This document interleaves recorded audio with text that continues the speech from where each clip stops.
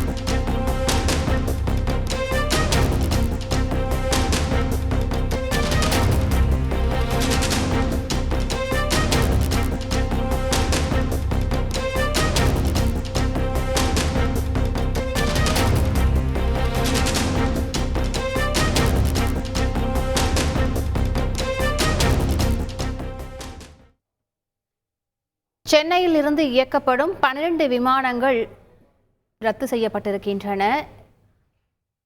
பிற நகரங்களுக்கு இயக்கப்படும் 12 விமானங்கள் ரத்து செய்யப்பட்டிருப்பதாக தகவல் வெளியாக இருக்கிறது. டெல்லிக்கு இயக்கப்படும் 4 விமானங்கள், ஷீரடி, ஹைதராபாத் ஆகிய நகரங்களுக்கு செல்லும் விமானங்கள் என 12 விமானங்கள் ரத்து செய்யப்பட்டிருப்பதாக முக்கிய செய்தியை பார்த்துக் கொண்டிருக்கிறோம்.